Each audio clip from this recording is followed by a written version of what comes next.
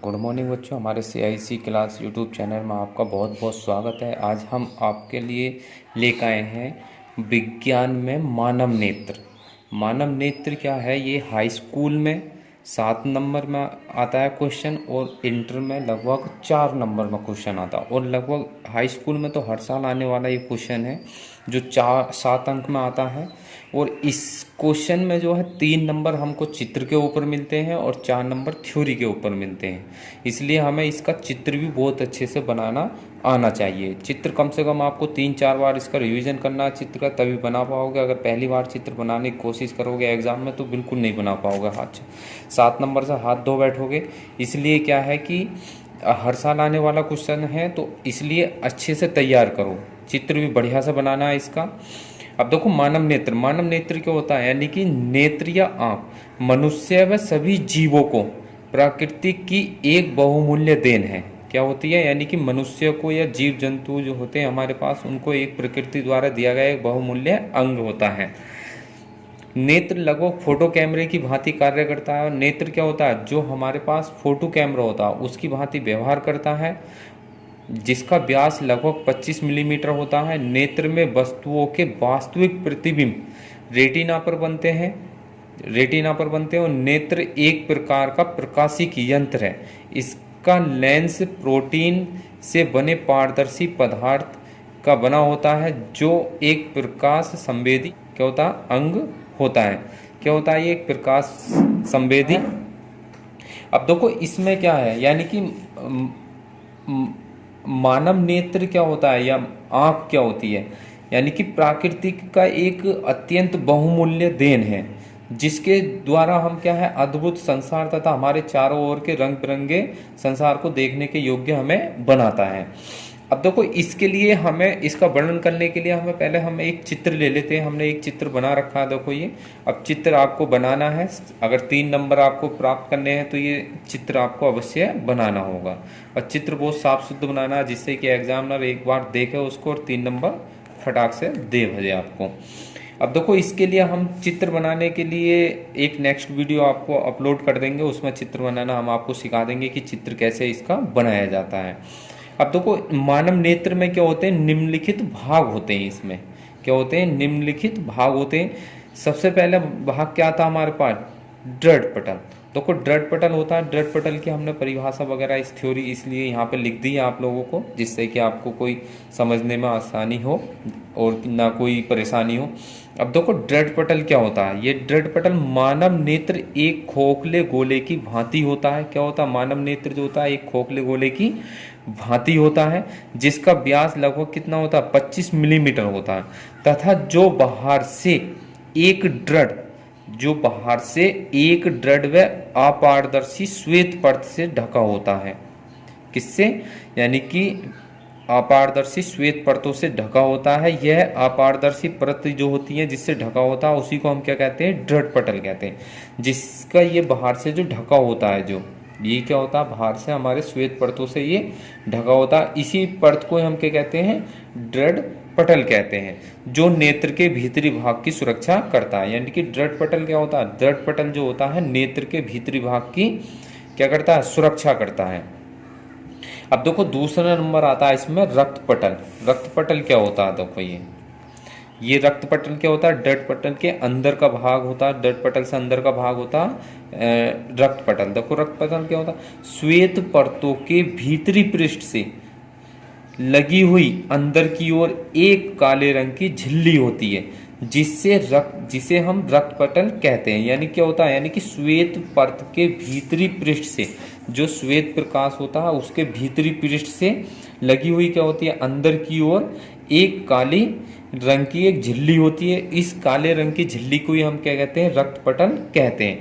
काले रंग के होने के कारण क्या है? यह प्रकाश को अवशोषित करती है तथा आंतरिक परावर्तन को रोकती है। यानी कि जो अंदर का जो परावर्तन होता है उसको रोकती है। हम जानते हैं कि काली वस्तु क्या होती है? काली वस्तु जो होती है प्रकाश को तेजी से अवशोषित करती है और वो पूर्णतया अवशोषित कर लेती है। उसका परावर्तन क्या करती है? बहुत ही कम करती है। इसीलिए रक्त पटल क्या होते हैं? काले रंग की झिल्ली होती है, जो क्या होती है? प्रकाश को अवशोषित करने की क्षमता सबसे अधिक रखती है और आंतरिक परावर्तन बहुत कम होता है, यानी कि उसके आंतरिक परावर्तन को वो रोकती है। अब देखो तीसरा नंबर आता है इसमें कार्निया। क्या होता है ये, यानी कि नेत्र गोलक। जो नेत्र गोलक होता है हमारे पास, ये नेत्र गोलक जो होता है, नेत्र गोलक के सामने का भाग कुछ उभरा हुआ होता है, यानी कि जो हमारी आंख होती है उसका नेत्र जो होता है उसके आगे क्या होता है, एक कुछ भाग हमारा उभरा हुआ होता है तथा पारदर्शक होता है। क्या होता है, पारदर्शक होता है। इस भाग को कॉर्निया कहते हैं। प्रकाश कॉर्निया से होकर नेत्र में प्रवेश करता है तथा प्रकाश किरणों का अधिकांश अपवर्तन जो होता है कॉर्निया के बाहरी पृष्ठ पर होता है। यानी कि अगर कोई भी व्यक्ति अपनी नेत्र दान करता है तो उसमें कॉर्निया ही भाग दान दिया जाता है, यानी कि मनुष्य का कॉर्निया भाग ही उसको दान दिया जाता है अगर किसी की आंख ट्रांसफर वगैरह करनी होती है तो। यानी कि कॉर्निया क्या होता है, जो नेत्र गोलक होता है, जो नेत्र गोलक होता है, यानी कि नेत्र गोलक जो होता है, जैसा हमारे पास ये कॉर्निया है, ये हमारे पास जो बाहर बना हुआ ये क्या है, एक नेत्र गोलक बनाया हमने। क्या बनाया, नेत्र गोलक के सामने का भाग कुछ उभरा हुआ होता है तथा पारदर्शक होता है। इस भाग को कॉर्निया कहते हैं। प्रकाश कॉर्निया से होकर ही क्या होता है, इसमें अंदर प्रवेश करता है। किसमें, इस जो आंख में जो प्रकाश प्रवेश करता है वो किससे प्रवेश करता है, कॉर्निया भाग से प्रवेश करता है। अब देखो नेक्स्ट हेडिंग आती है इसमें आइरिस। ये जो हमारे पास आइरिस है, ये आइरिस क्या होता है, ये जो होते हैं ये हमारे पास जो आँख होती है, जो पलक होते हैं आँख के पलक जहाँ पे यानी कि कीचड़ या कीचड़ वगैरह जाते हैं उसी को हम क्या बोलते हैं, आइरिस बोल देते हैं। देखो कॉर्निया के पीछे एक रंगीन अपारदर्शी झिल्ली का पर्दा होता है जिसे आइरिस कहते हैं। यह कैमरे की भांति कार्य करता है। आंख का रंग आइरिस के रंग पर निर्भर करता है जिसके कारण इसे हम पारितारिका भी कहते हैं। यानी कि इसको हम आइरिस को दूसरे नाम से किससे जानते हैं, हम पारितारिका के नाम से भी जानते हैं। अब देखो इसमें नेक्स्ट नंबर आता है इसमें हमारे पास। अब ये भाग आप लोगों को लिखने जरूर है, अगर नहीं लिखोगे तो एक भी नंबर नहीं मिल पाएगा आपको। अब चित्र बनाना है इसके, ये सब भाग आप लोगों को लिखने हैं। अब देखो उसके बाद आती है पुतली या नेत्र तार। पुतली या ये जो होता है हमारे पास पुतली होती है या फिर नेत्र तार जो होता है, ये जो होता है ये वाला जो हमारे पास आंख में जो काला काला भाग होता है। देखो आइरिस के मध्य में एक छिद्र होता है। क्या होता है, आइरिस के मध्य में एक छिद्र होता है जिसे हम पुतली या नेत्रतार कहते हैं।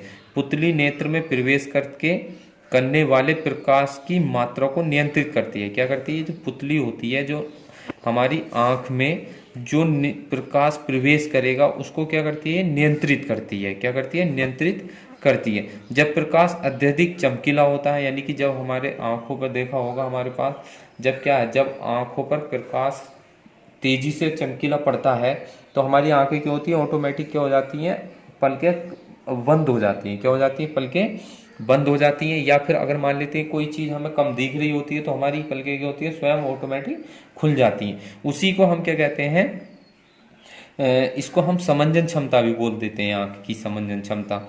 अब देखो ये दे रखा हमने यहाँ पे लिखा हुआ है, देखा होगा जब कोई अब बाइक वगैरह चलाते हैं तो आगे से अगर हमारे पास हेडलाइट तेज पड़ती है किसी भी बाइक वगैरह की या चार पहिया वाहन की कोई भी अगर हेडलाइट तेज आती है तो हमारी आंख क्या होती है, एकदम ऑटोमेटिक बंद होने लगती हैं। या फिर अगर मान लेते हैं कोई दूर की वस्तु हमें नहीं दिखाई देती है तो हम क्या करते हैं, कभी कभी अपनी पलकों को तेजी से खोलकर हम देखते हैं। उसी को हम क्या कहते हैं, समंजन क्षमता कहते हैं। अब देखो वही चीज यहाँ पर हमने इसको समझाने की कोशिश की है। ये कह रहा है जब प्रकाश अत्यधिक चमकीला होता है तो आइरिस सिकुड़कर पुतली को छोटा बना देती है जिससे आंख में कम प्रकाश प्रवेश कर सके। जब प्रकाश मंद होता है तो आइरिस फैलकर पुतली को बड़ा बना देती है जिससे कि आंख में अत्यधिक प्रकाश प्रवेश कर सके। अतः प्रकाश की सीमित मात्रा ही नेत्र में प्रवेश हो पाती है या कर पाती है। यानी कि नेत्रतार एक ऐसी व्यवस्था होती है जो हमारे पास आंख में प्रकाश को नियंत्रित सीमा में अंदर की ओर प्रवेश करता है। अब देखो उसके बाद होता है नेत्र लेंस। क्या होता है, नेत्र लेंस। यही हमारे पास मुख्य भाग होता है इसका आंख का। क्या होता है, नेत्र लेंस।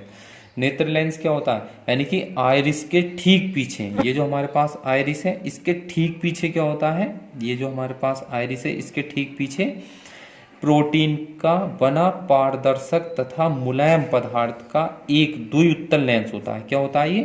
द्विउत्तल लेंस होता है। काय का कार्य करता है ये?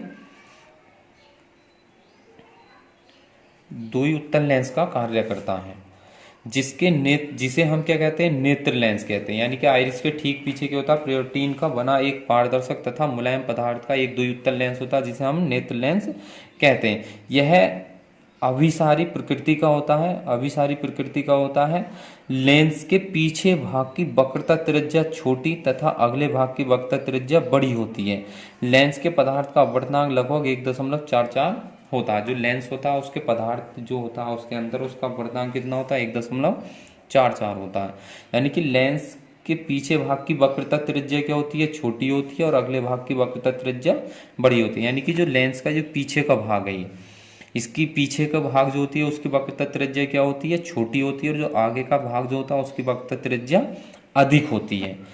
अब नेक्स्ट आता है इसमें पक्षमाभी मांसपेशियां। अब देखो ये मांसपेशियां क्या होती हैं? नेत्र लेंस मांसपेशियों की सहायता से अपने स्थान पर ही टिका रहता है। यानी कि ये जो हमारे पास जो पलकें होती हैं, जो पलकों के बीच में जहां हमारे पास आंसू वगैरह आते हैं, वहां पे क्या होती है? उसी पे ये क्या होता है? टिका होता है। उन्हीं को हम क्या कहते हैं? मांसपेशियां कहते हैं। उनकी सहायता से अपने स्थान पर ही टिका रहता है, जिन्हें हम पक्षमाभी मांसपेशियां कहते हैं। इन मांसपेशियों की सहायता से नेत्र लेंस की फोकस दूरी को कम या अधिक किया जा सकता है, जिससे दूर एवं पास वाली वस्तुओं का प्रतिबिंब रेटिना पर बन जाता है। किस पर बन जाता है इनका प्रतिबिंब? रेटिना पर। अब देखो नेक्स्ट हेडिंग आती है इसमें हमारे पास रेटिना। ये बहुत इंपॉर्टेंट टॉपिक है इसका। देखो रक्त पटल क्या होता है? जो रक्त पटल होता है ये हमारे पास रक्त पटल है। रक्त पटल के आगे का जो भाग होता है उसी को हम क्या कहते हैं? रेटिना कहते हैं। ये रक्त पटल है। रक्त पटल के बाद जो भाग होता है उसी को हम क्या कहते हैं?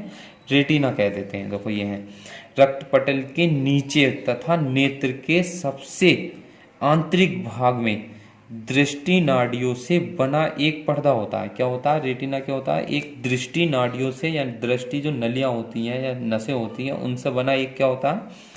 पर्दा होता है, जिसे हम रेटिना या दृष्टि पटल कहते हैं। इस रेटिना को हम क्या बोल देते हैं? दूसरा नाम दृष्टि पटल भी कह देते हैं। इस पर्दे पर शंक्वाकार एवं दंडाकार दो प्रकार की प्रकाश संवेदी कोशिकाएं होती हैं। क्या होती है? एक तो शंक्वाकार कोशिकाएं होती हैं, इसमें क्या होती हैं? शंक्वाकार कोशिकाएं होती हैं, और दूसरी क्या होती है? इसमें दंडाकार कोशिकाएं होती हैं। यानी कि दो प्रकार की इस पर संवेदी कोशिकाएं होती हैं, जो क्रम से प्रकाश के रंग तथा तीव्रता के लिए सुग्राही होती हैं। यानी कि शंक्वाकार जो होती हैं वो किसके लिए होती हैं? वो शंक्वाकार होती है रंग के लिए। अगर किसी की शंक्वाकार की कोशिकाएं कमजोर हो जाती हैं तो उसको रंग क्या हो जाता है? कलर विजन हो जाता है। क्या हो जाता है उसको? Colour vision. यानी और यदि उसकी मान लेते हैं दंडाकार अगर कमजोर हो जाती है तो उसकी तीव्रता क्या हो जाती है? कम। यानी कि उसको देखना क्या हो जाता है? पहले के मुकाबले कम हो जाता है। अब यही कारण होता है कि ये जो मुर्गे जो होते हैं, मुर्गे के नेत्र की रेटिना में दंडाकार कोशिकाएं बहुत कम होती हैं। क्या होती हैं?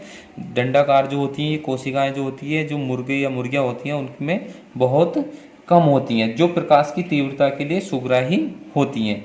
क्या होती हैं? यानी कि ये जो दंडाकार होते हैं ये क्या करती हैं? ये प्रकाश की तीव्रता के लिए सुग्राही होती हैं, और जो मुर्गियां होती हैं उनमें क्या होती हैं? बहुत ही कम पाई जाती हैं।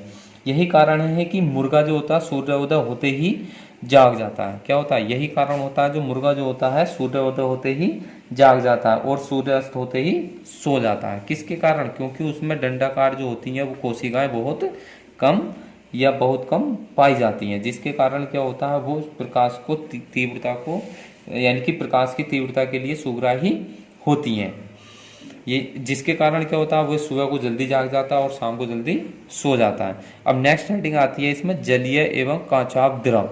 ये जो हमारे पास होता है, जो आंख होती है इसके अंदर जो द्रव भरा होता है उसे हम क्या बोलते हैं? जलीय या कांचाभ द्रव बोल देते हैं।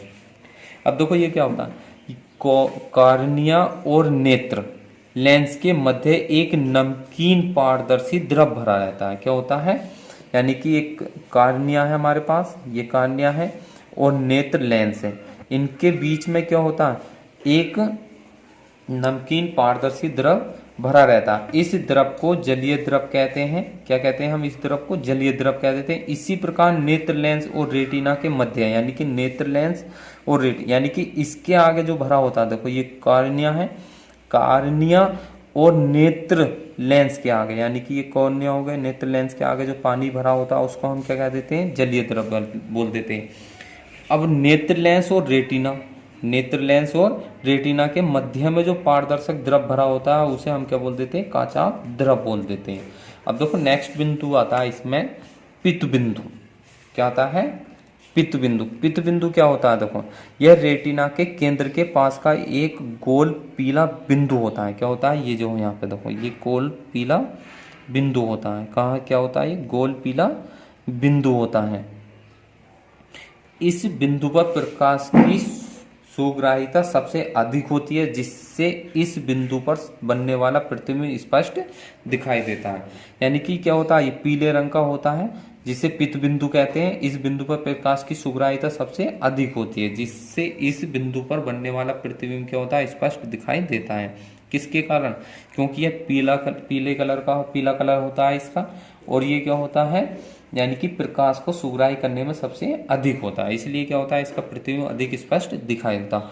और लास्ट बिंदु आता है इसमें अंध बिंदु। क्या आता है? ये जो हमारे पास है अंध बिंदु, जिस बिंदुओं से दृष्टि नाड़ियां मस्तिष्क को जाती हैं। किसको जाती हैं? ये मस्तिष्क को जो जा रही है, नाड़ियां जो जा रही हैं, उसे हम क्या कहते हैं?